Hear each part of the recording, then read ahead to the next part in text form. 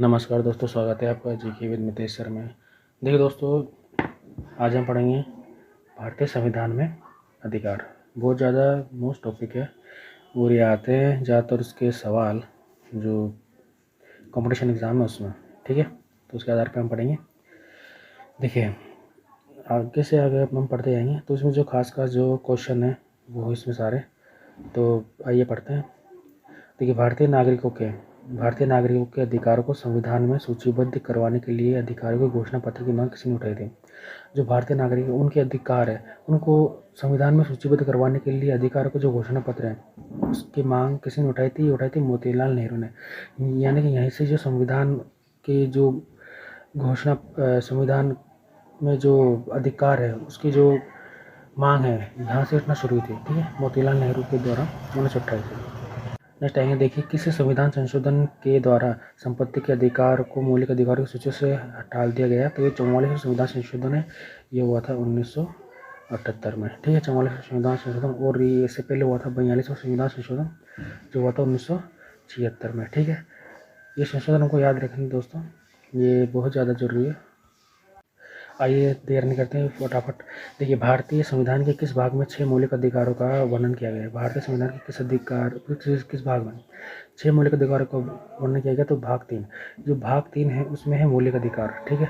मौलिक अधिकार है उसमें अभी ऊपर बताया था 42वां संविधान संशोधन में इसमें तो प्रस्तावना का किया गया था, लेकिन जो 44वां संविधान संशोधन है इसमें 44वें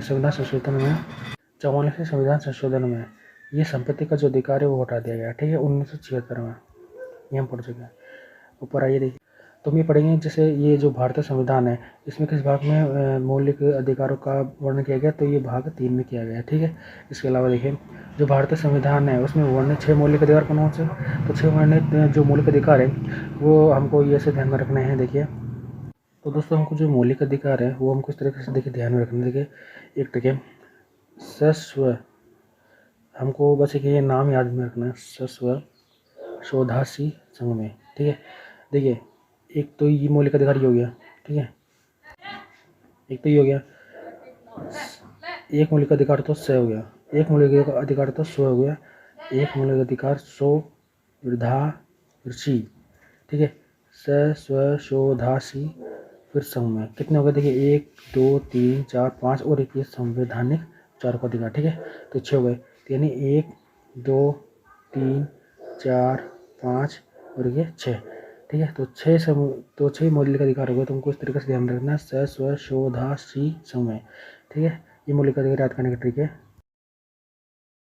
तो दोस्तों देखिए, भारतीय संविधान में जो वर्णित मौलिक अधिकार है वो ऐसे है कि समानता का अधिकार, ठीक है, समता का अधिकार इसको बोलते हैं 14 से 18, ठीक है।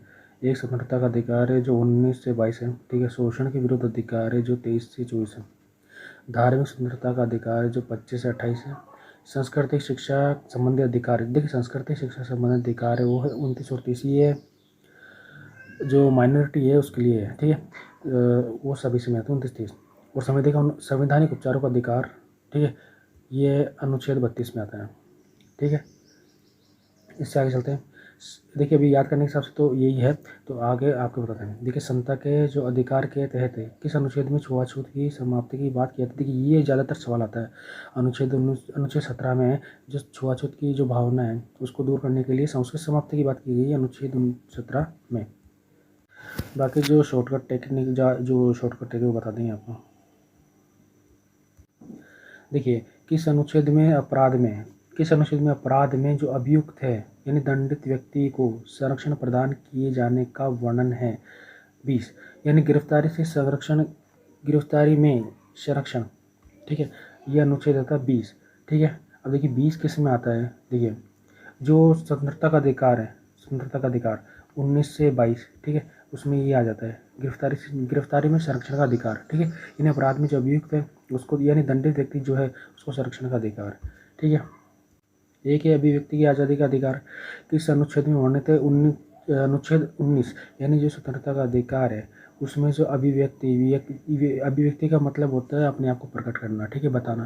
तो स्वतंत्रता के अधिकार में 19 के इसके अनुसार अब किसी भी व्यक्ति को अभिव्यक्ति का अधिकार है, वो अपने जो विचार है वो रख सकता है समाज के सामने, ठीक है, और अपने आप को प्रकट कर सकता है, मतलब हिंसा के द्वारा नहीं, अपने आप को जैसे एक मनुष्य होने के नाते, नागरिक होने के नाते अपने विचार प्रकट कर सकता है, सभा कर सकता है, ठीक है, संगठन बना सकता है, कहीं भी आ जा सकता है, रह सकता है। ये सारे के सारे 19 जो अनुच्छेद 19 है उसमें पूरे 7 अधिकार थे, जिसमें संपत्ति का अधिकार 8 दिए गया है, ठीक है, बाकी बचे 6। तो बाकी के जो 6 है वो सारे पूरे मतलब पूरे देश में लागू है। स्वतंत्रता के अधिकार में ज़्यादातर यही आते हैं। नेक्स्ट है दोस्तों, देखिए किसी मूल अधिकार के अंतर्गत जो खदान है, कारखाने और जो खतरनाक काम है उनमें बच्चों को मनाही है। यानी किस मूल अधिकार के अंतर्गत जो खान है, कारखाने हैं, उनमें खतरनाक काम में बच्चों को मनाही है, तो वो शोषण के विरुद्ध अधिकार है, ठीक है। शोषण के विरुद्ध अधिकार इसमें आता है कि अनुच्छेद 23-24, जिसको हम बोल सकते हैं अनुच्छेद 23-24, यानी 19 से जो 22 था वो स्वतंत्रता का अधिकार था, और 23-24 है वो शोषण के विरुद्ध अधिकार में आ जाता है। आगे चलते हैं, देखिए एक है अनुच्छेद 24। अनुच्छेद 24 के अनुसार कितनी वर्ष से कम उम्र के बच्चों को जो खतरनाक काम यानी जोखिम वाले के जो काम है उसमें लगाया नहीं जाएगा, तो 14 वर्ष यानी जब बच्चा 8वीं पास कर लेता है, ठीक है, 8वीं पास के बाद में, यानी 14 वर्ष ही मानते हैं हम, 14 वर्ष से एक दिन भी कम नहीं, 14 वर्ष से ऊपर, 14 वर्ष से कम के बच्चों को किसी भी काम जोखिम वाले काम पर नहीं लगाया जाएगा, ठीक है। एक इसमें है कि किस अनुच्छेद के अंतर्गत किसी भी सरकारी शिक्षण संस्थान में कोई धार्मिक शिक्षा नहीं दी जाएगी, तो अनुच्छेद 28 आता है, ठीक है। ये किसी अनुच्छेद के अंतर्गत किसी भी सरकारी शिक्षण संस्थान में कोई धार्मिक शिक्षा नहीं दी जाएगी, धार्मिक शिक्षा का उसमें आता है अधिकार, तो 23 से आता है, तो 25 से 28 में आता है शोषण के विरुद्ध अधिकार के बाद में धार्मिक शिक्षा एवं संस्कृति का अधिकार, ठीक है। तो एक चीज़ होती है कि किसी संप्रदाय के द्वारा जो ये बोलते हैं, जैसे मिशनरी स्कूल होती है, कॉन्वेंट स्कूल होती है, इनमें ज़्यादातर जो धार्मिक शिक्षा दी जाती है, तो ऐसे मतलब वो एक उनकी अलग करनी चाहिए। जैसे ये सरकारी शिक्षण संस्थान की बात करते हैं, उसमें किसी भी शिक्षण संस्थान में कोई धर्म शिक्षा नहीं दी जाएगी जिससे किसी धर्म संप्रदाय का जो उसमें उनको गलत लगे, मतलब उनको बढ़ावा दें, ठीक है। तो जो शिक्षा है वो किसी नागरिक में, किसी बच्चे में देश हित की भावना ये जागरूक करने के लिए उसको शिक्षा दी जाती है, किसी धार्मिक संप्रदाय को आगे बढ़ाने के लिए नहीं, ठीक है। एक दोस्तों इसमें है कौन सा मूल अधिकार भाषा धार्मिक अल्पसंख्यकों को शिक्षण संस्थाओं की स्थापना तथा उनके प्रशासन को चलाने का अधिकार प्रदान करता है, तो अनुच्छेद 30। किस मूल अधिकार को डॉक्टर अम्बेडकर ने संविधान का हृदय कहा है? देखिए संविधान का हृदय और आत्मा, संविधान का हृदय और आत्मा का संविधान के उपचारों का अधिकार, ठीक है, संविधान के उपचारों का अधिकार तो ये हो गया। और जो संविधान की जो कुंजी है वो है प्रस्तावना, उसको कहा है के मुंशी, प्रस्तावना को संविधान की कुंजी कहा है के मुंशी ने, ठीक है, ध्यान में रखना है, ठीक है। कि संविधान संशोधन के द्वारा नागरिकों के मौलिक कर्तव्य की सूची अनुच्छेद 51 का समावेश किया गया, तो ये 1976 में संविधान संशोधन हुआ था 42, तो इसमें जो है मौलिक अधिकारों का इसमें समावेश किया गया है, ठीक है। नागरिक अधिकार के मौलिक अधिकार का जो यानी अनुच्छेद 51 है, उस अनुच्छेद 51 के उसके तहत 42 संविधान संशोधन के द्वारा 1976 में नागरिकों के मौलिक अधिकार जोड़े गए हैं संविधान में, ठीक है। फटाफट देखिए दोस्तों, डाउट क्लियर करते हैं। किसी व्यक्ति को मान लीजिए शक के आधार पर गिरफ्तार करना कि वह गैर कानूनी कार्य करने वाला है, तो क्या कहलाता है? निवारक नज़रबंदी। किसी व्यक्ति को शक के आधार पर गिरफ्तार करना कि वह गैर कानूनी कार्य करने वाला मालूम पड़ जाता है, तो उसको ना नज़रबंदी कर देते हैं, यानी निवारक नज़रबंदी कर देते हैं ताकि वो गैर कानूनी कार्य नहीं करे। एक है दोस्तों इसमें जो संवैधानिक उपचार का अधिकार है, ठीक है, संवैधानिक उपचार का अधिकार है अनुच्छेद 32, ठीक है। तो इसमें सर्वोच्च जो उच्च न्यायालय द्वारा निचली अदालत है उसमें दे रखे 5, तो उसमें दे रखे 5, ठीक है। देखिए अब ये कैसे कौन से हैं, देखिए सर्वोच्च और उच्च न्यायालय, सुप्रीम कोर्ट यानी हाई कोर्ट द्वारा निचली अदालत या किसी जो व्यक्ति है उसको अपना कर्तव्य करने के लिए मजबूर करना क्या कहलाता है? परमादेश कहलाता है। जैसे हाई कोर्ट अपना कर्तव्य नहीं कर रहा है तो सुप्रीम कोर्ट उसको ऑर्डर देगा कि अपना कर्तव्य करेगा। और ठीक है, और जिला न्यायालय अगर अपना काम से ढंग से नहीं कर रहा है तो उच्च न्यायालय उसको अपना जो आदेश देगा, परमादेश, तो आदेश वो परमादेश से कहलाता है। ठीक है, कि अपना जो कर्तव्य है वो अपना कर्तव्य पूरा करे इस चीज़ के लिए। ठीक है, तो ये संवैधानिक उपचार का अधिकार अनुच्छेद 32 के तहत ये किया जाता है।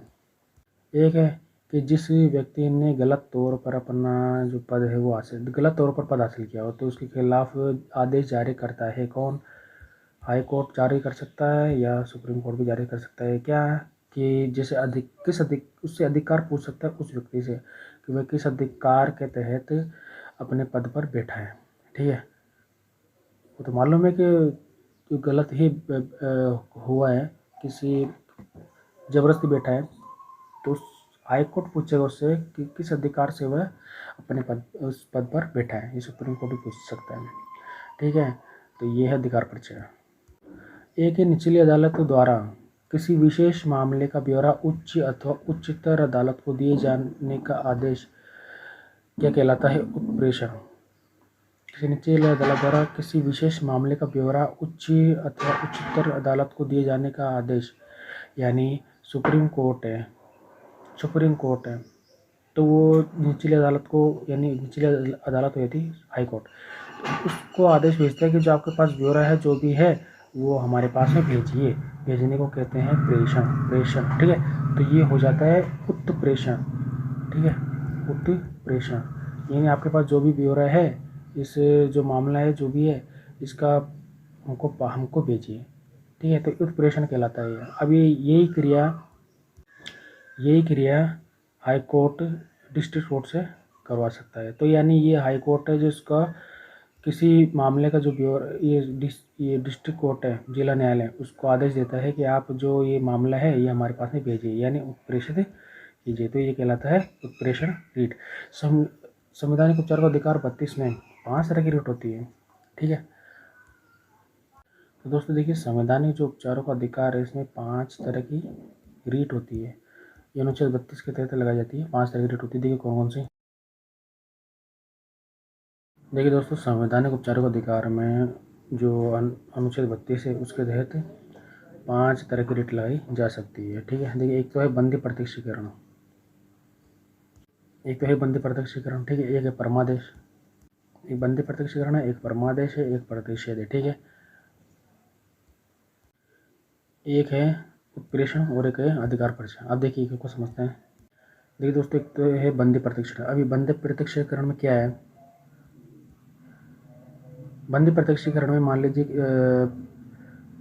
पुलिस किसी को बंदी बना लेती है, अवैध रूप से पुलिस किसी को बंदी बना लेती है, तो उस व्यक्ति को यह जानने का अधिकार है कि उसे बंदी क्यों बनाया गया। इसके लिए जो न्यायालय है वो पुलिस को ऑर्डर देती है कि 24 घंटे के अंदर उस व्यक्ति को न्यायालय में प्रस्तुत करे ताकि कारण जाना जा सके कि उस व्यक्ति को बंदी क्यों बनाया गया है। ठीक है, तो ये होता है बंदी प्रत्यक्षीकरण। दूसरा दोस्तों परमादेश, यानी कि जो ऊपर का जो न्यायालय है वो नीचे के न्यायालय को ऑर्डर भेजता है कि आप जो काम क्यों नहीं कर रहे हैं, जो आपको कार्रवाई करनी चाहिए तो अपने कर्तव्य का पालन कीजिए। ठीक है, तो ये परमादेश है। एक दोस्तों प्रतिषेध का मतलब है कोई कोर्ट है, कोई अपने कोर्ट है तो अपने अधिकार क्षेत्र से बाहर जाकर कोई कार्य करता है, तो पर इससे ऊपर का जो कोर्ट है यानी जो जिला न्यायालय है वो अपने अधिकार क्षेत्र से बाहर जाकर कार्य करता है, तो ये हाई कोर्ट है वो इसको प्रतिषेध भेजता है कि आप अपने अधिकार क्षेत्र से बाहर जाकर के कोई कार्य ना करें। ठीक है, ये होता है प्रतिषेध। एक होता है उत्प्रेषण का मतलब है हाई कोर्ट है डिस्ट्रिक्ट कोर्ट जिला न्यायालय को ऑर्डर भेजता है कि आपके पास जो भी ये ब्यौरा है, इस जो वाद विवाद का ये जो भी मामला है, इस नाम का जो हमारे पास भेजिए, उत्प्रेषण कीजिए। प्रेषण का मतलब होता है भेजना और उत्प्रेषण का मतलब होता है ऊपर भेजना। ठीक है, तो जो भी मामला हाई कोर्ट जो भी ऊपर का जो न्यायालय है वो अपने निचले न्यायालय को भेजता है। ठीक है, कि आपके पास जो भी ब्यौरा है ये वाला तो हमको भेजिए। हाई कोर्ट जिला न्यायालय को ऑर्डर भेजता है, ऐसे ही सुप्रीम कोर्ट हाई कोर्ट को ऑर्डर भेज सकता है। ठीक है, तो उसको बोलते हैं उत्प्रेषण। देखिए एक दोस्तों ये है एक पांचवा आखिरी अधिकार परीक्षा। अधिकार यानी अधिकार परीक्षा का मतलब अधिकार पूछना। कोई व्यक्ति असंवैधानिक रूप से ठीक है किसी पद पर आसीन हो गया है, बैठ गया है, तो कोर्ट द्वारा उससे ये अधिकार पूछे जाते हैं कि वह किस अधिकार के तहत उस पद पर बैठा है। ठीक है, तो ये अधिकार परीक्षा होता है। तो संविधान 32 के तहत 5 प्रकार की रिट होती है जो लगा सकते हैं व्यक्ति जो कोर्ट है उसमें। ठीक है, तो दोस्तों वीडियो यहीं समाप्त करते हैं और मिलते हैं अगली वीडियो में। तब तक के लिए धन्यवाद। जय हिंद, जय भारत।